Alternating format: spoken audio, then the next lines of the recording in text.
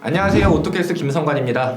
시승 이야기에 앞서 최근 국내에서 아주 뜨겁게 달아오르고 있는 독일의 고성능차 시장 이야기를 짚고 넘어갔으면 합니다. 메르세데스 AMG는 국내 판매를 처음 시작한 2003년 2대를 시작으로 2020년 4,300대 이상을 판매했습니다. 꽤나 인상적인 성과죠. 게다가 올해 8월 마감 기준 4,400대 이상 판매했다고 하니 이미 지난해 판매량은 넘어선 기록이네요. BMW 역시 2019년 국내 판매량 1,866대에서 2020년 2,859대를 판매했습니다. 지난해 대비 53.2%라는 어마어마한 성장률을 기록한 건데요. 이 수치는 중국, 러시아에 이어 세 번째로 높은 성장률입니다. 그렇다면 독삼사의 마지막 주자 아우디의 RS 상황은 어떨까요? 2015년에 터진 디젤 게이트 때문에 아우디는 힘든 시기를 보내야만 했습니다. 작년까지 판매를 중단했던 라인업 재건에 집중했다면 올해는 고성능차 중심으로 마니아들을 확보하겠다는 전략을 세웠는데요. 지난 6월에 열린 아우디 드라이빙 익스피리언스가 이를 증명하고 있습니다. R8, 이트론 GT, 그리고 RS Q8 등 고성능차로 행사를 가득 메웠습니다. 저도 그때 그 행사에 참가했는데요. 하루가 어떻게 지나가는 줄 모르고 즐겼던 기억이 납니다. 이번에 시승한 차는 RS Q8입니다. 아우디 RS 25년 역사상 SUV에 RS 배지를 단 건 이번이 처음인데요. 이 차 공개가 되기도 전에 많은 화제를 불러일으켰습니다. 2019년 고성능의 지표로 활용되는 독일 니르부르클링 트랙에서 메르세데스 AMG GLC 63이 가지고 있던 가장 빠른 SUV 랩타임을 7초 당겨 7분 42초 2로 새로운 기록을 달성했습니다. 먼저 외관부터 보시죠. 앞모습은 스포티하고 고급스럽습니다. 다각형 싱글 프라임의 검은 그릴, 그리고 그 검은 그릴을 감싸는 어두운 장식이 인상을 더욱 강렬하게 만드는 것 같네요. 반면 뒷모습은 촘촘하게 배열된 LED 테일램프가 차체 한 가운데를 가로지르며 안정적인 느낌을 줍니다. 저는 개인적으로 균형 잡힌 옆모습이 더 인상적이었습니다. 특히 루프 라인과 윈도우 라인의 각도를 달리한 게 눈에 띄었는데요. 덕분에 차체가 더 날씬해 보이고 뒷좌석 머리 공간을 확보할 수 있다는 효과를 누렸습니다. 길이 대비 높이가 낮아서 키가 살짝 큰 외관을 보는 것 같기도 합니다. 자, 이제부터 차를 직접 타보겠습니다. 저는 지금 아우디 RS Q8에 지금 운전을 하고 있는데요. 이 차를 처음 탔을 때 역시 느껴지는 실내는 우리가 곧 알고 있는 그 아우디의 그 디자인 그대로 따랐고요.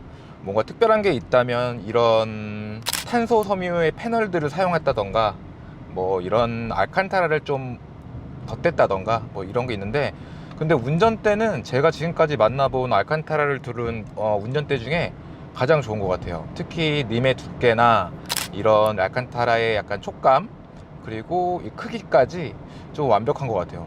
이렇게 좀 완성도가 높은 알칸타라 운전대는 처음이지 않나 싶고요. 지금까지 제가 경험해본 것 중에서도 좀 가장 높지 않을까 싶습니다. 그리고 이런 빨간색으로 보통 이제 고성능을 표현하는 색깔 중에 가장 좀 대표적인 색깔이 이제 빨간색이죠. 이런 스티치, 운전대 안에 있는 스티치나 이런 안전벨트에 있는 스티치 같은 경우도 이제 빨간색을 둘러서 고성능이라는 것을 조금 어필하는 그런 디자인을 하고 있습니다. RS 실내 같은 경우는 디스플레이 크게 3개를 두어서 조금 미래지향적인 모습을 조금 강조했는데, 디스플레이 3개 있는 거는 괜찮습니다. 터치감도 괜찮고 눈의 시의성도 괜찮고. 근데 문제는 이 하이그로시 이 장식인데요. 특히 디스플레이 위에 이제 화면이나 이 하이그로시 위에 지문이나 먼지 같은 게 이제 많이 묻어요. 그 티가 많이 나고요. 이런 것들은 조금 관리를 했어야 되는 게 아닌가. 좀 이게 프리미엄 브랜드이기 때문에 더욱더 이런 사소한 거에 조금 관리를 했으면 좀 좋았지 않았을까 싶은데요. 관리하기는 많이 힘들 것 같습니다. 보통 이런 스포츠 SUV 같은 경우는 조금, 저는 이 두 가지, 이 스포츠와 SUV라는 이런 단어가 양립하기가 어렵다고 생각을 했거든요. 왜냐면 스포츠 같은 경우는 운전의 재미를 이제 추구하는 거고, 그리고 SUV 같은 경우는 이 차의 실용성과 뭔가 기능성을 이제 우선시하는 건데, 이제 그 두 가지가 양립하기 어렵다고 생각을 했어요. 근데 지금은 그런 차들이 많이 나오고 있죠, 과거에 비해서. 근데 왜 요즘 이게 출연을 많이 하느냐? 결론적으로는 기술의 발달인데요. 가변 서스펜션이나 변속기 아니면 뭐 그런 세팅 로직 자체를 다양하게 구성할 수가 있어서 한 차 안에서 다양한 주행 감각이나 승차감을 만들어낼 수 있는 거죠. 이 차도 그런 차 중에 한 대입니다. 이 차의 보닛 아래에는 V8 4.0L 이제 터보 엔진이 들어가 있고요. 이 차가 내뿜는 마력수는 600마력, 최대 토크도 81.5 정도가 됩니다. 이게 운전했을 때 이 차가 크다는 느낌이 전 좀 받지 못했어요. 뭐 여러 가지 이유가 있겠지만 뭐 그 중에서도 가장 큰 거는 뒷바퀴 조향이 아닐까 싶어요. 뒷바퀴가 앞바퀴의 방향에 따라서 뭐 역상이든 동상이든 따라가는데 최대 5도까지 움직일 수 있다고 합니다. 회전 반경이 굉장히 짧아요.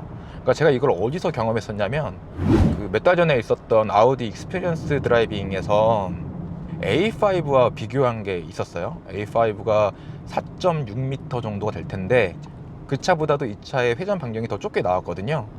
이 차가 이렇게 고속도로나 와인딩 도로를 탈 때도 되게 좋겠지만 좁은 골목길에서 운전하기도 꽤 편하다는 거죠. 이 차의 서스펜션은 조금 단단한 편인데요. 단단하기도 하지만 특히 약간 그 노면을 누리려는 성향이 굉장히 강해요. 그래서 일단 이 운전석에 앉으면 차체가 이렇게 낮다, 약간 좀 무게중심이 좀 낮다라는 느낌을 좀 받을 수 있을 것 같고요. 네, 참고로 이 모델 지금 정말 화끈합니다. 정말 화끈한데 약간 불만이 한 가지가 있다고 하면 엔진 회전수가 3000rpm 이하에서는 이 속도 올라가는 이 감각 자체가 약간 더딘 편이에요. 왜 이 차가 약간 이 정도 힘밖에 안 돼? 약간 그런 약간 의심을 갖기도 하는데 한번 3000rpm을 넘기면 그때부터는 정말 약간 운전자도 약간 겁내하는 그런 화끈함이 나오거든요.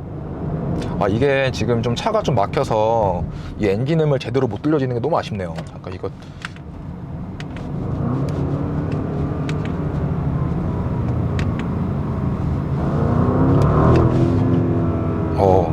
이런 소리. 네. 진짜 매섭습니다, 뒷소리는.